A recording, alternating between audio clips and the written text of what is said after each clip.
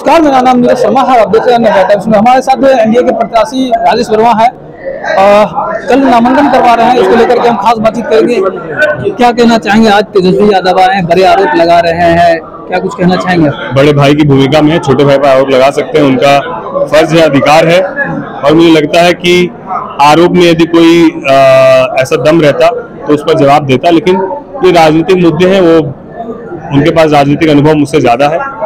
तो मुझे लगता है कि मैं उनकी बातों का सम्मान करता हूँ और उनसे बस यही कहना चाहता हूँ कि लोकतंत्र को आप मानते हैं तो इन आरोपों में फिर कोई दम बच नहीं जाता। जिस प्रकार आरोप लग रहा है कि भारी है, वही मैं कहा आपको कि सब लोकतंत्र को मानने वाले लोग हैं, इस बात की दुहाई तो देते हैं। तो जब एक तरफ आप लोकतंत्र को मानते हैं तो दूसरी तरफ आप ये बात क्यों बोलते हैं कि भारी है बीते, जब आपको पता है कि लोकतंत्र इजाजत देता है पूरे देश में हम लोग कहीं से भी चुनाव लड़ सकते हैं। तो फिर इस बात का विषय आना नहीं चाहिए। अगर इस बात का विषय आता तो ये विषय भी आना चाहिए कि मैं तो भागलपुर से सटे हुए खगड़िया से चुनाव लड़ रहा हूँ, फिर सिंगापुर से लोग सारण में आके क्यों चुनाव लड़ रहे हैं, फिर पटना से लोग आकर हसनपुर से चुनाव क्यों लड़ रहे हैं। बहुत विषय है, लेकिन मैं आरोप प्रत्यारोप पे टीका टिप्पणी नहीं करना चाहता हूँ। मेरा अभिभावक है, सब बड़े भाई हैं, उनके पास अनुभव ज्यादा है।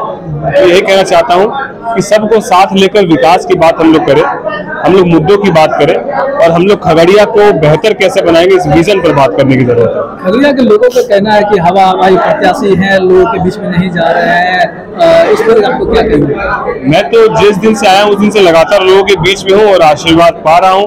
अब जिनको लगता है कि हवा हवाई है तो हर प्रत्याशी के ऊपर कुछ न कुछ आरोप तो लगेगा और इस आरोप को आप कब सत्य कर पाइएगा, आरोप का जवाब कैसे दे पाइएगा, तो काम करके दे पाइएगा। तो हम लोग निरंतर लोगों के साथ हैं और चुनाव जीतने के बाद भी रहेंगे। जब 5 साल पूरे तरीके से उनके साथ रहेंगे तो ये सारे आरोप खत्म हो जाएंगे।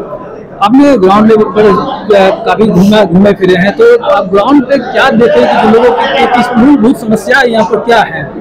मूलभूत समस्याओं में अभी भी बहुत सारे गांव ग्रामीण इलाके ऐसे हैं जहां सड़क का निर्माण नहीं हो रहा, जहां पर लोग आज भी झुग्गी झोपड़ी में है, जबकि प्रधानमंत्री आवास योजना के तहत हमारे यशस्वी प्रधानमंत्री जी ने हजारों लाखों लोगों को घर बनाकर देने का काम किया है, सहयोग करने का काम किया है। मुझे लगता है कि केंद्र की योजना, हमारे यशस्वी मुख्यमंत्री नीतीश कुमार जी की योजना है, खाली वो योजनाएं आम जन जन तक पहुंच जाएगी तो आधी से ज्यादा मूलभूत समस्याओं का समाधान हो जाएगा।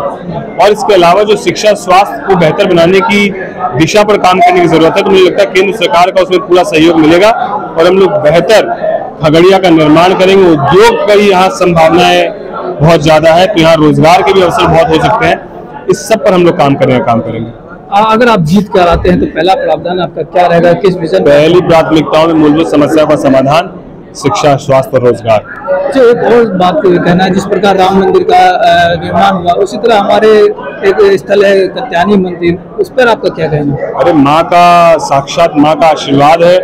हम लोग खगड़िया एंटर किए तो सबसे पहले माँ कत्यानी के दर्शन किए, माँ का आशीर्वाद लिए और उसके बाद ही हम लोग क्षेत्र में निकले। पर्यटन स्थल बन जाए तो खगड़िया का तो और भी बिल्कुल न केवल बनना चाहिए बल्कि बनेगा।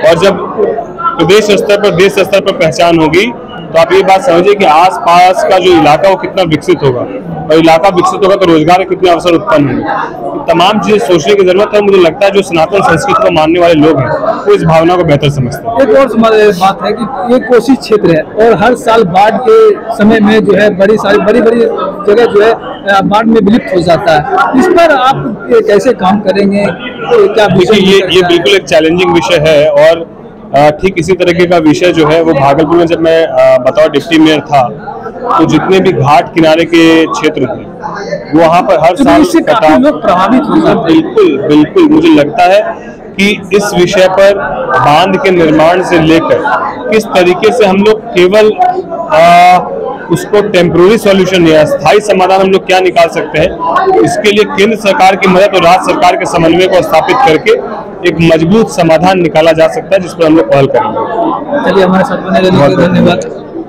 तो ये थे राजेश वर्मा जो कि गठबंधन के प्रत्याशी है और जिन्होंने क्या कुछ कहा आपने देखा। बहरहाल अब तक के लिए इतना ही। बने रहे हमारे साथ नया टाइम्स।